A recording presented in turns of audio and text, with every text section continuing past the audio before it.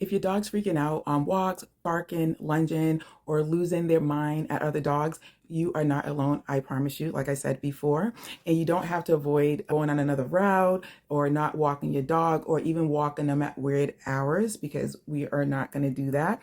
Or in the next few minutes, I'll give you 3 game-changing hacks to stop reactivity, plus a bonus tip at the end that'll fix one of the biggest mistakes I see dog owners make. Again, let's get into it. By the end of this video, you'll know how to stop activity in its tracks, build your dog's confidence, and actually enjoy walks again. And if you stick around to the end, I'm going to share again the one biggest mistake I see dog owners make in dog reactivity. Tip number 1, give your dog more space before they freak out. I know how frustrating and embarrassing it feels to have your dog lose their mind in public. But here's the thing, like I said, you can fix it, and I'm going to show you exactly how. By the end of this video, you'll know how to start reactivity in their tracks, build confidence, and actually enjoy your walks again with your dog. And like I said, if you stick around, I'll share the number 1 mistakes dog owners make, and I see that makes some reactivity worse. And spoiler alert, you're probably doing it right now. Let's just jump into it. Tip number 1, give your dog more space before they freak out. Reactivity happens when your dog is too close to their trigger, whether it be another dog or person. So think about it. If you're afraid of spiders, would you rather see one across the room or crawling in your hand? It's the same for your dog. The closer they are, the more intense the reaction. The fix is to give them space before it happens.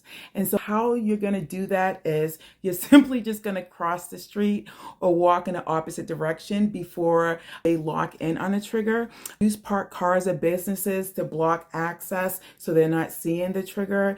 And if they start getting tense, you don't want to push it. Give them space to breathe. Drop a like in the comments and let me know, how far does your dog need to be before they start reacting to something they see, whether it's a person or a dog. Is it 10 feet, 20 feet? Just let me know in the comments. Step number 2, you want to get their focus before they explode.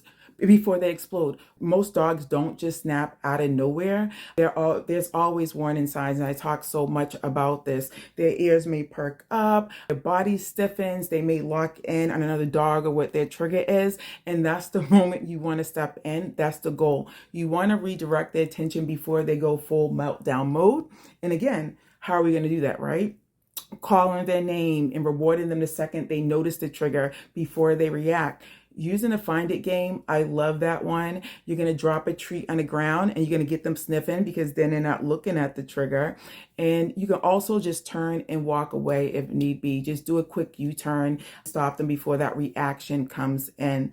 So if you found this helpful, let me know in the comments. And if you want a deeper dive into stopping reactivity, you can grab my free reactivity guide. It's on the website or all the social media platforms. And I promise you one more tip. You want to teach them what to do instead of just saying no. Right? Here's the mistake that a lot of people are making. They yell, no, stop, right? And when a dog reacts, they have no clue what you're actually wanting them to do and things like that. Instead of, and that's why nothing really changes, because they don't know what you want them to do. Instead, give them a replacement behavior that rewards it easily. And so what you want to do is, if your dog lunges, teach them to turn and walk away, like I said. If they bark, you want to redirect that behavior with the look at me cue, right? And if they pull towards the trigger, you want to say, let's go, and quickly walk away.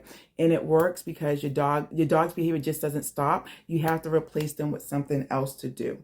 And so another bonus tip is, the one thing making reactivity worse, this is making it worse, right? Is keeping the leash too tight. It gets to the bracing impact, and the second it tightens up, your dog's pulling. To fix it, keep the leash loose whenever possible. You want to use a front clip harness to control the tension. And if you feel the pulling, take a deep breath and loosen up. I cannot tell you how many times our body language and things come into play with our dogs pulling.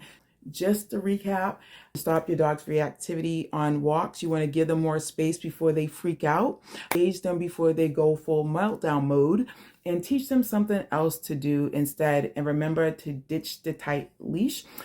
If you found this helpful, again, you can grab the reactivity guide. It's all free and it'll give you step by step what to do. And I will see you next week with another great topic.